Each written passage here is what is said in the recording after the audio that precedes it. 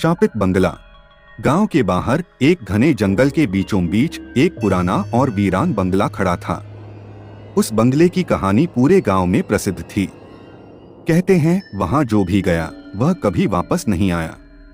बंगले के चारों ओर अजीब सी नीरवता फैली रहती थी, जैसे वहां समय थम गया हो। रात का समय था और गांव के दो साहसी युवक रोहित और अजय ने इस बंगले के रहस्य को जानने की ठानी। गांव वालों ने उन्हें खूब समझाया, पर उनकी जिज्ञासा के आगे कोई न चली। वे दोनों मशाल जलाते हुए उस बंगले की ओर चल पड़े।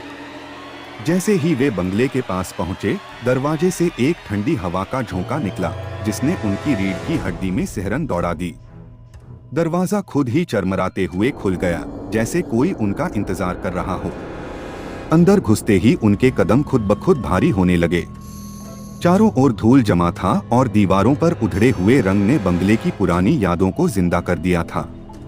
अचानक उन्हें एक कमरे से हल्की हल्की आवाजें सुनाई दी।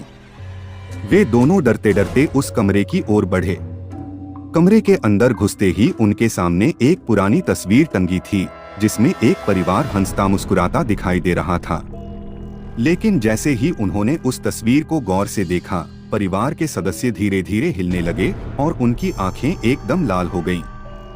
तस्वीर से एक कर्कश हंसी की आवाज गूंज उठी, जिससे पूरा कमरा कांप उठा। आवाज इतनी भयानक थी कि रोहित और अजय ने दौड़ने की कोशिश की, पर दरवाजे खुद ब खुद बंद हो गए। चारों ओर अंधेरा घिर गया और केवल उनकी मशाल की हल्की रोशनी ही उन्हें रास्ता दिखा रही थी। तभी अचानक से एक पुरानी दराज खुली और उसमें से एक किताब गिर पड़ी। किताब के पन्ने खुद ब खुद पलटने लगे और उसमें से एक भयानक चेहरा बाहर निकला। वह चेहरा एक महिला का था, जिसके लंबे बिखरे बाल और खून से सनी आंखें थीं। वह बुरी आत्मा थी जो उस बंगले की मालिकिन थी। उसने रोहित और अजय की ओर देखा और एक जोरदार चीख के साथ उन पर हमला कर दिया। उनकी चीखें बंगले की दीवारों में गूंज उठीं और फिर अचानक से सब कुछ शांत हो गया। अगली सुबह गांव वाले रोहित और अजय को ढूंढने के लिए निकले, लेकिन उन्हें केवल उनके जले हुए मशाल और एक खुली किताब मिली, जिसमें खून के धब्बे थे। बंगला फिर से वही शांत और रहस्यमयी हो गया, जैसे कुछ हुआ ही न हो।